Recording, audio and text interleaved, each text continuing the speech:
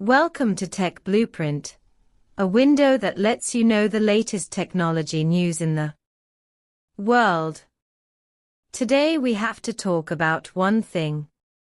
Beijing, China, invested 30 billion to build a large wafer factory. This matter is closely related to each of us. Why?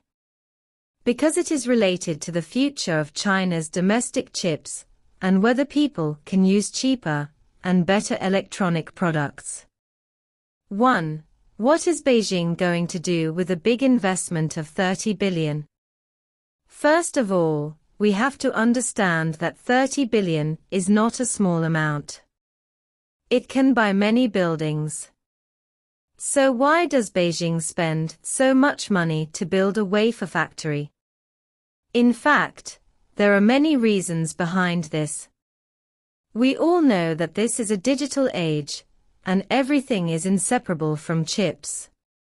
Mobile phones, computers, TVs, cars, and even refrigerators and washing machines in our homes have the shadow of chips. This chip is like the brain of these electronic products. Without it, these products become vegetables. However, this chip is not so easy to make. Its manufacturing process is very complicated, requiring high-precision equipment, advanced technology, and a lot of professional talents. In the past, China's chip technology was relatively backward, and many high-end chips had to be imported. This not only costs a lot of money, but also makes us subject to others. If one day they stop selling to China, or raise the price, it will be troublesome.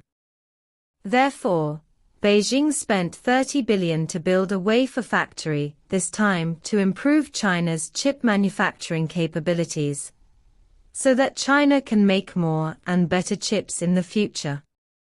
2. What is a wafer factory? At this point, some friends may not understand what this wafer factory is for. What does it have to do with us? In fact, a wafer factory is a place where chips are made. There are many advanced equipment in it that can carve some tiny electronic components onto silicon wafers, and then they become chips. This process is like carving in the microscopic world, which requires extremely high precision and skills. What does it have to do with us? It's a big deal. If China has its own wafer factory, it can make its own chips. In this way, when we buy electronic products, we don't have to worry about the chips being choked by others. Moreover, the chips made by ourselves can be cheaper and more practical, and people can enjoy more benefits. 3. Domestic chips continue to improve in mature technology. Speaking of this, some friends may ask, is China's chip technology really good? Can we make good chips? Hey, you don't say it. China's chip technology has improved a lot in recent years. Especially in mature technology, we have made great breakthroughs. What is a mature technology? Simply put, it is those chip manufacturing processes that have been verified by the market and have relatively stable technology. For example, the current 28 nanometers and 14 nanometers processes are relatively mature.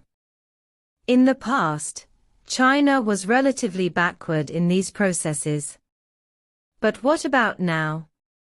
Through continuous research and development and innovation, we have been able to master these technologies ourselves.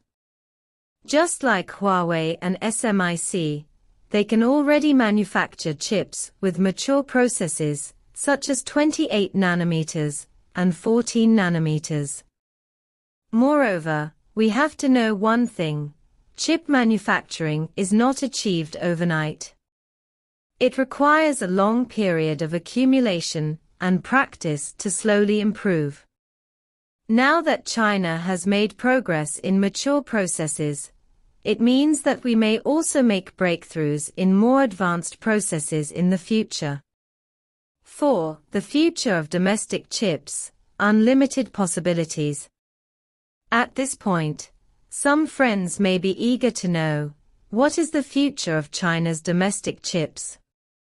First of all, with the improvement of China's chip manufacturing capabilities, we don't have to worry about chip problems when we buy electronic products in the future.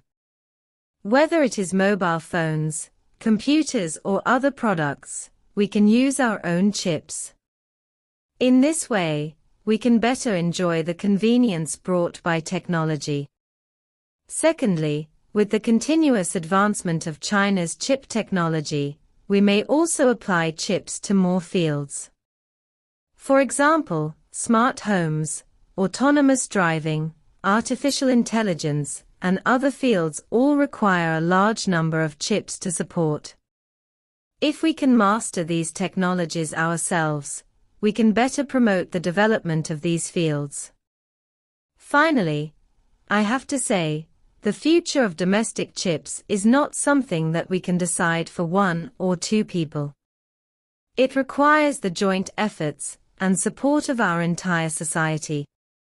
Only when everyone cares about and supports the development of domestic chips can it usher in a better future. At this point, some friends may ask, what can people do? How to support the development of domestic chips? First, we can buy domestic electronic products. In this way, we can indirectly support the development of domestic chips. Because many electronic products use chips. If we buy domestic products, it is equivalent to supporting domestic chips.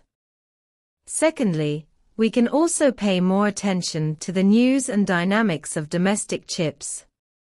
In this way, we can better understand the development of domestic chips. It can also give us some confidence.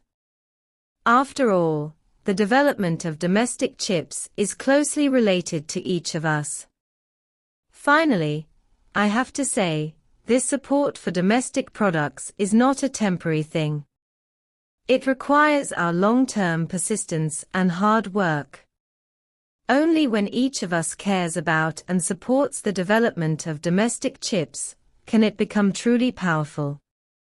In short, Beijing's spending 30 billion to build a wafer factory is a great thing for people. It not only means the improvement of China's chip manufacturing capabilities, but also means that we can use more and better domestic chips in the future. So, we have to support this matter well. We must also support the development of domestic chips. I believe that in the near future, China's domestic chips will surely usher in a better future. Let's look forward to it together.